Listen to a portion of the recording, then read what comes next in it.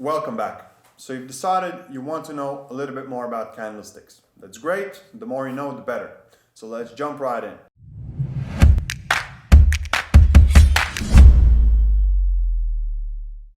The easiest way to understand a candlestick is to think of it as a review, a summary, so to speak.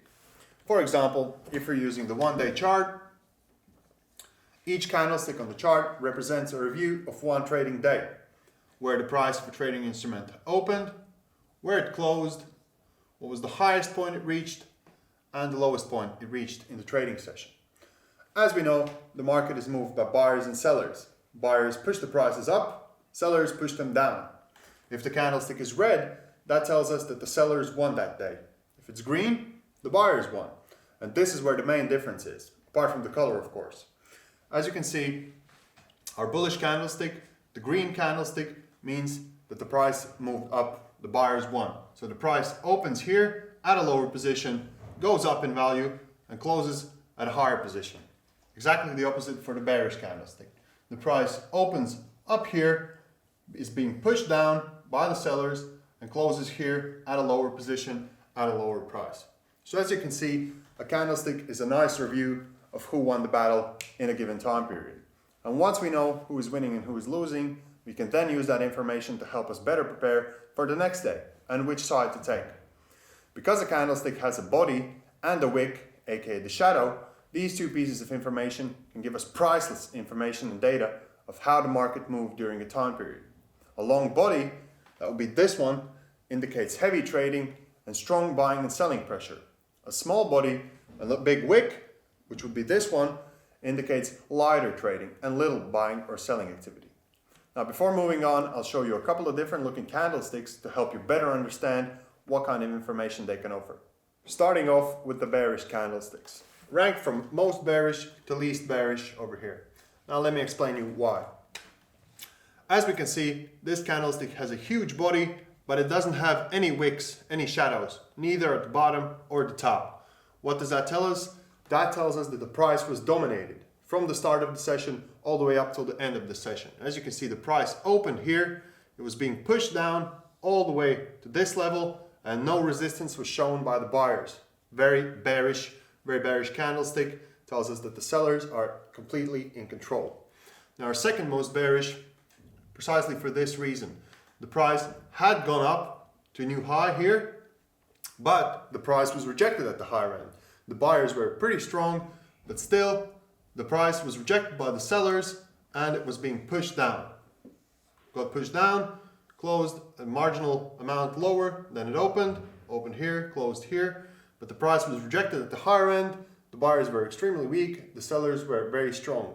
Good indication that this is the second most bearish candlestick. Now our normal bearish candlestick is just your regular candlestick. Still the sellers are winning. Price opens here, closes here. There was some volatility at the higher end and some at the lower end, but still the sellers edged out at the end of the day. This is your regular normal bearish candlestick. Now our neutral candlestick tells us that, as you can see, there was some buying action, some selling action. The price edged out a little bit. The sellers edged out a little bit over the buyers, only by a tiny amount. These huge wicks here at the top and the bottom tells us that the market is in a state of indecision. You could think of it. You could think of it as that. Because there was a lot of volatility, the price didn't really know where to go, up or down, and it ended somewhere in the middle with the sellers edging out a little bit. Our neutral bearish candlestick. And for our least bearish, the reasons are pretty simple. The price was down at this level, quite a substantial amount lower than it is now, but the price was rejected by the buyers. The buyers rallied back up, bought the price back up, but the sellers still edged out, but only by a little bit. You see, all this lost territory here that could have gone to the sellers, the buyers fought back for it and they won. So this is the reason why this is the least bearish candlestick. Now we're going to go over the same thing for the bullish candles. Now, this time, the same idea. Bullish candlesticks rank from most bullish to the least bullish. The reasons are actually the same. Price opens here, closes here. We have no shadows, we just have a solid candlestick body. The buyers are dominating the trades all the way up since the opening till the closing of the session. The second most bullish one, again, all this lost territory here that the sellers could have gained. The buyers didn't allow it.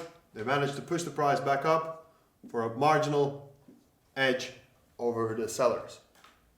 Now, a normal bullish candlestick is just a normal bullish candlestick. It's green, it's all good. Some volatility on the higher and the lower end. For neutral bearish, again, the same thing. The sellers touched down here, the buyers touched up here. Candlestick ends up somewhere in the middle with the buyers edging out by a little bit. And for a least bullish, again, the same thing. All this territory that could have gone to the buyers was being lost. The sellers were strong. They didn't allow the price to go up. The buyers only edge out a substantial amount. Now, this was a brief introduction in what is actually a candlestick, what it represents, and now that you know what you're looking at, head over to the next video to start learning about the best tried and tested Forex patterns that can help you on your way to become a successful trader. See you there.